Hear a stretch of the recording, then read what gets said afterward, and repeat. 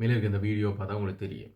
நார்மலாகவே ஒரு மாமரமோ கொய்யாவோ அல்லது தோட மரமோ ஏதோ இழந்த மரமோ நாங்கள் வந்து பழங்கள் விழுந்து கிடந்தால் அணில் கடிச்சது குரங்கு கடிச்சுன்னு தான் யோசிப்போம். ஆனால் இதுவும் கடிக்கக்கூடும்னு சொல்லிய நிலைமை இருக்குது. இது அறியாமையால் சில இடர்கள் நடக்குது. இந்த வீடியோ வந்து முக்கியமாக உங்களோட வீடுகளில் இருக்கிற பிள்ளைகள் பார்க்க வேண்டிய விஷயம். இது ஒரு விழிப்புணர்வாக அவங்களுக்கு இதை நீங்கள் காட்டணும் இப்படியான வீடியோக்களை. என்னென்னு சொன்னால் இப்போ 90ஆம் ஆண்டு அதாவது 90s கிட்ஸுக்கு அதுக்கு முதல்ல இருக்கிறவங்களுக்குலாம் தெரியும். பள்ளிக்கூடம் போய்க்கலையோ டியூஷன் போய்க்கலையோ அல்லது வெளியிடங்களுக்கு போய்க்கலையோ முக்கியமாக இந்த மாமரங்கள் கொய்யா மரங்கள் கீழே போயிட்டு டக்குன்னு பழங்கள் கடிச்சிருந்தா எடுத்து வந்து கழுவிட்டோ வெட்டிட்டோ அல்லது கழுவாமல் அப்படியே சாப்பிட்ற பழக்கம் இருக்குது. ஆனால் இப்போதைய ஜெனரேஷனில் அந்த மரங்கள் எல்லாம் காண்றது இப்படி அதிசயமாக இருக்கும். ஏன்னு சொன்னால் இன்றைக்கு காடுகள் இயற்கையில் அழிக்கப்பட்டு எல்லாம் கட்டிடமும் வீடுகளுமாக குமிஞ்சு கிடக்கிறதால பெருசாக அரிதாக இருக்கும்.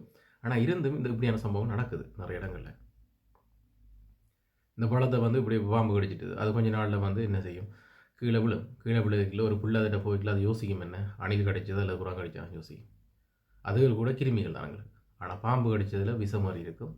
விஷம் என்ன செய்யும், நாளைக்கு அதை கழுவாமையோ அந்த துண்டை வெட்டாமையோ அல்லது வெட்டியோ இல்லை வெட்டாமல் கழுவாமையோ எப்படி சாப்பிட்டாலும் அந்த விஷம் உடம்புல ஏறப்போகுது. ஏறினா அங்கே ஒரு உயிரிழப்பு நடக்க போகுது. அப்போ இந்த வீடியோ வந்து கட்டாயம் உங்களோட வீடுகளில் இருக்க பிள்ளைகளுக்கு ஒரு விழிப்புணர்வாக இருக்கணும். பிள்ளைகள் மட்டும் இல்லை, பெரியாக்க கூடவே. இப்போ நாங்கள் கூட ஓயில் படிக்கிற காலத்தில் இப்படித்தான் மாமரத்துக்களை அணில் கடிச்சிருக்கேன்னு சொல்லி போட்டு எடுத்து சாப்பிட்ற பழக்கமெல்லாம் இருந்தது எங்களுக்கு.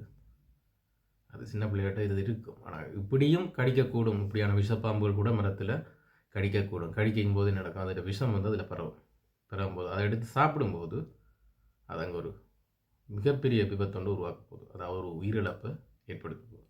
ஸோ மிக அவதானம் பிள்ளைகிட்ட இதுகளை வந்து நீங்கள் கட்டாயம் இந்த இப்படியான வீடியோக்களை காட்டி அவங்களுக்கு சில அறிவுரைகளை